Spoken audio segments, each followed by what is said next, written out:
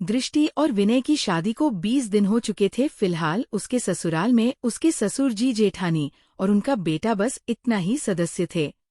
बाकी सभी रिश्तेदार वापस लौट चुके थे। दृष्टि की जेठानी उस घर के सभी काम करने के बारे में समझाने की कोशिश कर रही थी, क्योंकि 5 दिनों के बाद उन्हें भी मुंबई के लिए निकलना था। सृष्टि के जेठ और जेठानी जी कई सालों से मुंबई में ही रहते। वो शादी में थे और उनके छुट्टियां खत्म हो रही थी। इसलिए अब जेठानी जी के जाने के बाद सारी जिम्मेदारी सृष्टि को अकेले ही संभालनी थी। 5 दिनों के बाद उसके जेठ और जेठानी जी अपने बेटे के साथ मुंबई के लिए निकल गए। अब घर में केवल विनर, दृष्टि और उसके ससुर राधेश्याम जी रह गए थे। राधेश्याम जी रिटायर हो चुके थे और अपना अधिकतर समय वो अकेले अपने कमरे में ही व्यतीत किया करते थे। पत्नी की मृत्यु के बाद से उन्हें अकेले रहने में ही सुकून मिलता था। अपने छोटे बेटे विनय की शादी करके उन्हें ऐसा लग रहा था कि जैसे वो सभी जिम्मेदारियों से मुक्त हो गए हैं। विनय और सृष्टि की शादी को 2 महीने हो चुके थे। एक तो वह दोनों शादी के बाद हनीमून पर भी नहीं जा पाए थे, क्योंकि ऑफिस में छुट्टी नहीं मिल पाई थी। और ऊपर से एक दिन विनय के बॉस ने उसे बुलाकर बताया, मैं यहाँ से 8 महीने की ट्रेनिंग के लिए विदेश जाना है। ये सुनकर विनर थोड़ा उदास हो गया, क्योंकि उसकी नई नई शादी हुई थी और इतने दिनों के लिए पत्नी से दूर वो जाना नहीं चाहता था। सब कुछ इतना अचानक से हुआ था, वो कुछ सोचने का मौका ही नहीं मिला। विनय ने घर आकर ये बात बताइए तो सृष्टि तो बहुत उदास हो गई, लेकिन ऊपर से उसने खुद को संभाल लिया और पति की कामयाबी के लिए मन मारकर वह मजबूत शब्दों में बोली है कि आप निश्चिंत होकर ट्रेडिंग पर जाइए, पीछे से मैं पापा जी का ध्यान रखूंगी और घर की सारी जिम्मेदारियां भी बखूबी उठा लूंगी। पत्नी की बात सुनकर विनय को थोड़ी हिम्मत मिली और सप्ताह भर के बाद विनर ट्रेनिंग के लिए चला गया है कि 1-2 दिन तो सृष्टि को बहुत खालीपन लगा, लेकिन धीरे धीरे वह अपनी गृहस्थी में मन लगाने की कोशिश कर रही थी। फिर भी घर का सूनापन उसे काटने को दौड़ता था, क्योंकि उसके ससुर जी तो अपने कमरे से बाहर नहीं निकलते थे।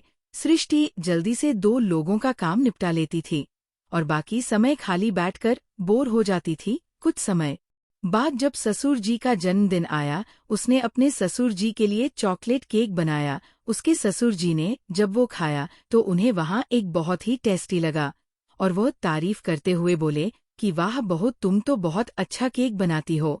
उसके ससुर जी ने इससे पहले कभी सृष्टि की तारीफ नहीं की थी, इसलिए सृष्टि का मन उत्साह से भर उठा। उस दिन उसने अपने ससुर जी का मनपसंद खाना भी बनाया था। उसके ससुर जी बहुत खुश हुए, सृष्टि को भी अच्छा लग रहा था। ऐसे तो सामान्य दिनों में सृष्टि दिन भर अकेले ही रह जाती थी। वैसे तो उसे बातें करने का बहुत शौक था, लेकिन उसके ससुर जी उससे ज्यादा बातें करना पसंद नहीं करते थे, इसलिए वो भी घर में चुपचाप रहती थी। विनय के बिना तो वैसे भी उसका मन नहीं लग रहा था। एक दिन उसने अपनी परेशानी अपनी सहेली से बताई तो उसकी सहेली कहने लगी, अरे यार, तू कोई जॉब क्यों नहीं कर लेती है, बाहर निकलेगी तो तेरा मन भी लगा रहेगा। लेकिन सृष्टि ने कहा कि नहीं यार, मैं जॉब पर जाऊंगी तो पीछे से ससुर जी बिल्कुल अकेले रह जाएंगे, मैं उन्हें इस तरह अकेले छोड़कर बाहर कैसे जा सकती हूँ। सृष्टि की बात भी सही थी।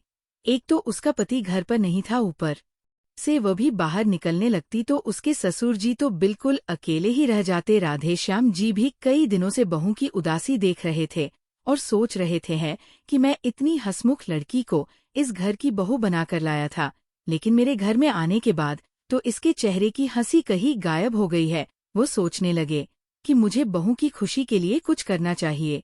कि एक दिन सृष्टि उदासी बालकनी में अकेली बैठी हुई थी, तभी उसके ससुर जी वहां आए और कहने लगे, बहू क्या कर रही हो। सृष्टि उठ खड़ी हुई और कहने लगी, कुछ नहीं पापा जी, आपको कुछ चाहिए क्या है।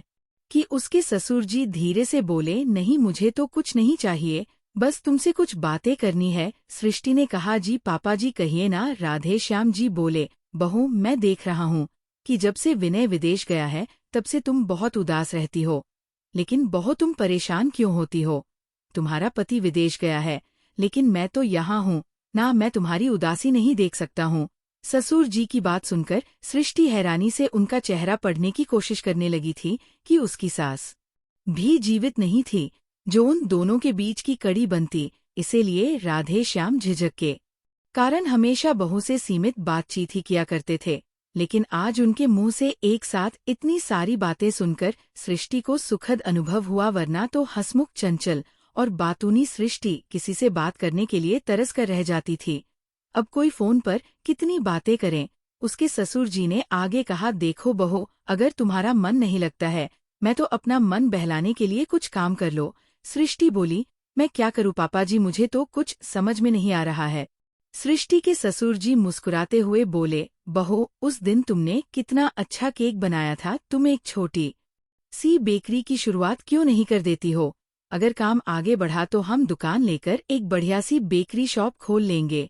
इससे तुम्हारा बेकिंग का शौक भी पूरा होगा और तुम्हारा समय भी किसी अच्छे कार्यों में लगेगा। ससुर जी की बातें सुनकर वो हैरान रह गई और कहने लगी, मेरे मन में भी कई दिनों से ये बात थी, लेकिन अभी मेरे पति भी यहाँ नहीं है। ऐसे मैं ये सब करूंगी तो लोग क्या सोचेंगे कि पति की गैर मौजूदगी में ससुराल वाले बहू का खर्चा नहीं उठा रहे हैं क्या। जो ये अपना काम शुरू कर रही है, उसके ससुर जी गंभीर आवाज में बोले, देखो बहू, लोग तो कुछ ना कुछ बातें बनाते रहते हैं, लोगों के बारे में सोचकर हम अपना काम क्यों रोके। दृष्टि फिर भी असमंजस भरे स्वर में बोली थी है, लेकिन पापा जी, मैं ये सब अकेले कैसे कर पाऊंगी। राधे श्याम जी मुस्कुराते हुए बोले, अरे तुम अकेली कहाँ हो, मैं हूं ना, मैं हर कदम पर तुम्हारा साथ दूंगा, तुम्हें आगे बढ़ने में मदद करूंगा। और काम ज्यादा बढ़ गया तो मुझे अपना बिजनेस पार्टनर बना लेना है। और वैसे भी रिटायरमेंट के बाद से मैं खाली बैठा हूं, मैं तुम्हारी मदद भी कर दूंगा और थोड़ा व्यस्त रहूंगा। और वैसे भी 8 महीनों की तो बात है, फिर तो विनय यहाँ आ ही जाएगा। और वैसे भी तुम्हारी तरक्की से वह तो खुश होगा। रुको, मैं अभी उसे फोन करके सारी बातें बता देता हूँ। जब राधे श्याम जी ने अपने बेटे को सारी बातें बताई तो उसे भी पिता का आइडिया बहुत पसंद है। जल्दी ही सृष्टि ने अपने दोस्तों और पड़ोसियों को सूचित करके घर से ही बेकिंग ऑर्डर लेना शुरू कर दिया। उसने सोशल मीडिया पर भी अपने काम का प्रचार प्रसार किया है, जिसकी वजह से उसे बहुत सारे ऑर्डर मिलने लगे। धीरे धीरे उसका काम बढ़ने लगा और जल्दी उसने एक अच्छी सी बेकरी शॉप खोली। अब वह 4 लोगों को रोजगार देकर खुद भी आत्मनिर्भर बन चुकी थी। उसके ससुर जी उसकी सफलता से बहुत प्रसन्न थे और सृष्टि अपनी सफलता का सारा श्रेय अपने ससुर जी को देती थी। ट्रेनिंग पूरी होने पर विनय भी घर वापस लौट आया था। अब पूरा परिवार एक साथ खुशी खुशी रह रहा था।